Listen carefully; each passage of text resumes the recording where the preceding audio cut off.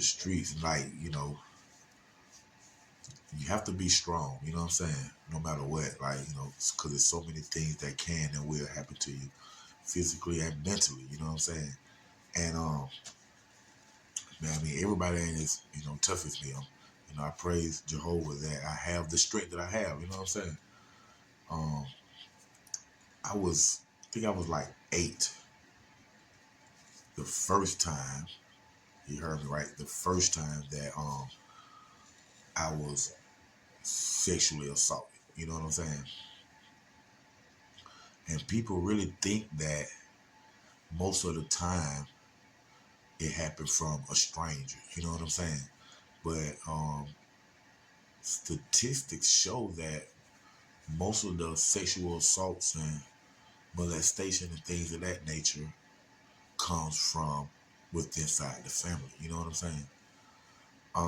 That's why one of the biggest things that I'm doing right now is starting a non-profit organization for kids who have been sexually abused by members within the family.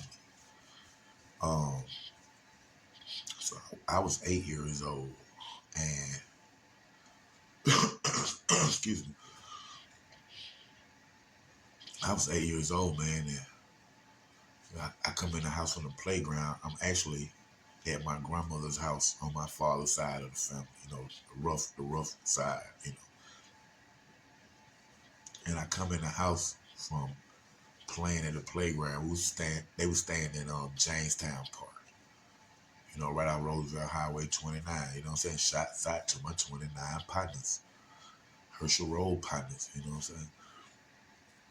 And it was my grandma, my granddad in the house, of course. My uncle was the youngest of her 4 kids. You know, my my father was the oldest. And man, it was a regular day, man. We had got a little older, and my mama felt that we was old enough to go over to start spending the night with our father side of the family, which we love going over there. Still love going there right into this day. Up until my grandfather died after my grandmama. But I remember coming into the house. I remember going into the kitchen to get me something to drink. And then I remember my name was called from upstairs. Couldn't hear it at first, like who it was, but I heard my name as I was like lifting the cup up. I remember this like it was yesterday. But I walked to the stairs and I said, I'm 8 years old. I looked up the stairs in my head right now. I'm looking at them. They look so tall. Step down and you jump down one jump. But I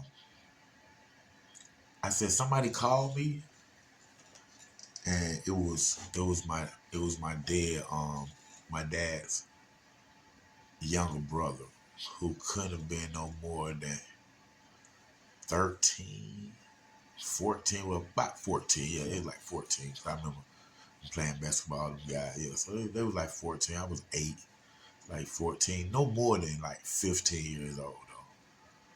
And he was like, come here.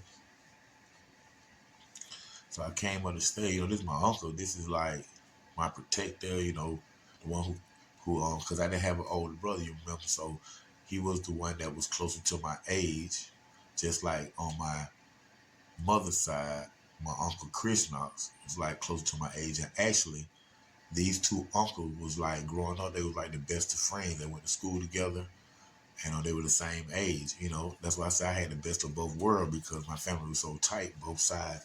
And then the uncles and aunties and everybody kind of matched up with the age group. Like the uncle that molested me, he was in the same age group as my uncle on my mother's side or whatnot. But I remember going up the stairs, and he was in the room. He was in his room because he had a room upstairs. And he had me come in, like come in for a minute. And I went in now, and then he had shut the door behind me. I remember him locking it, because I didn't look back. Because I didn't think nothing of it. You know what I'm saying? I was an 8-year-old kid. I just walked in the room. I was like, hey, come here for a minute. So I just walked in the room. And, but I heard the door lock. I didn't look back, but I heard like the little click. And then,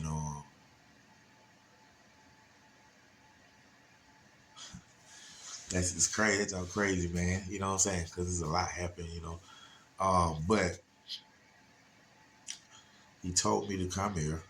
I went over there to him, and he took my clothes off. Took my clothes off. So now I'm like standing there. I remember being cold. And he said, why you shivering? I was like, I'm cold. And then he went back to the door and he checked it. And then he came, you know, he came back over there where I was, man, and he sexually assaulted me, man, you know, like to the worst degree, you know what I'm saying? Like I done told this story like a million times, man, like, you know, growing up, you know, what I was grown in the hood, friends, different little stuff, man. And like I said, man, when he did what he did to me, man, you know, he you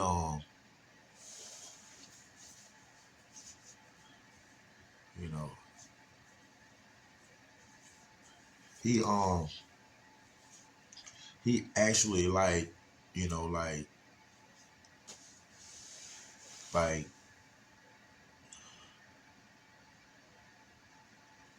molested me, y'all. You know what I'm saying? That's why I say like everybody ain't as strong as everybody, man. You know, and I was, you know, fortunately, you know, the one that Jehovah God chosen and allowed to go through the things that I went through for the purposes of what he, you know, want them to be for, because he knows best. Um, my uncle made me. I remember, you know, he made me do aura on him.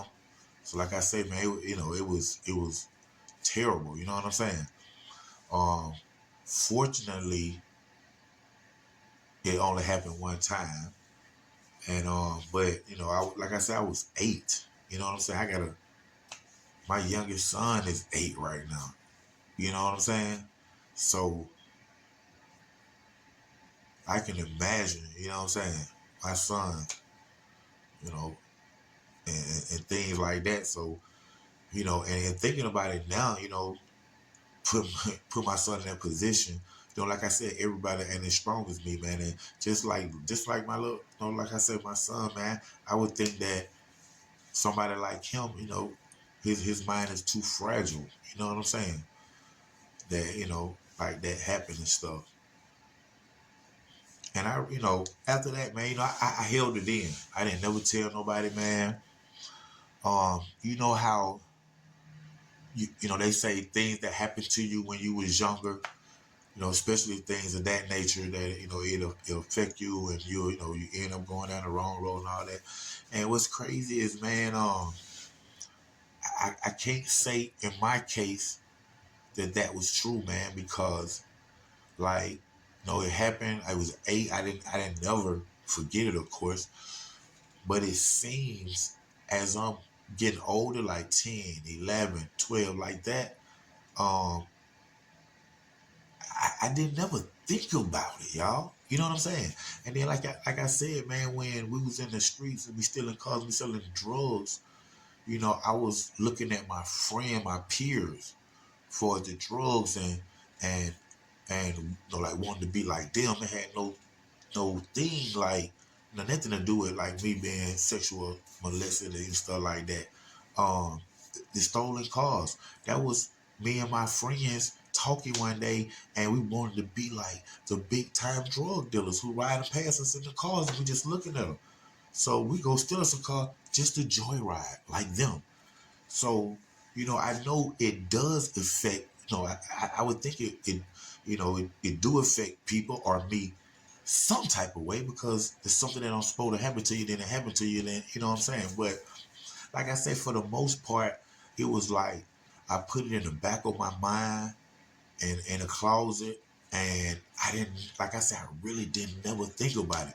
Now, we're human, so if I'm in juvenile, if just probably somewhere where I had an idle mind, locked up or something of that sort. It may have came to my mind. But when it came to my mind, it came in there for 20 seconds, then it was gone. You know what I'm saying? Growing up.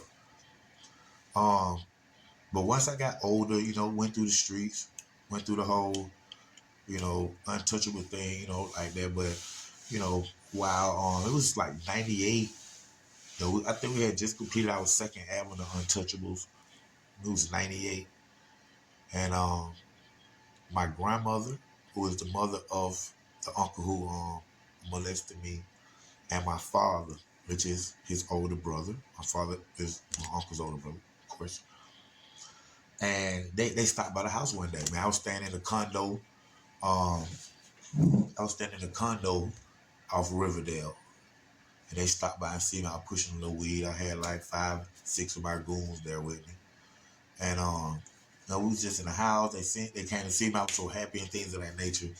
Just regular day. My mom come up, hey, man, so it's just boom, Especially, she at your house, you really don't get grandmothers to show up at your house. You gotta show up at theirs. But her and my daddy stopped by, man. It was a surprise. I was happy to see them. And I don't know what possessed me for this day, this particular day, this particular time. I probably was, it happened when I was 8. So, we're looking at like me being like, let me see something. Looking at me at least like 28, 29, maybe 26 at around this time, But for some odd reason, I got a lot of friends in the house and, like, I'm me. Like, I'm an open book at the end of the day. Once y'all see my documentary, my movie, y'all, like, it ain't no shame, man. I'm who I am, and, you know, I'm blessed, and I'm good in my own skin. You know what I'm saying? Good or bad, I accept myself. And for some reason, this day that my grandmama and my father is at my house, and I have 4 or 5 friends over, I come out for the first time ever and tell my grandmama that I was molested by her son.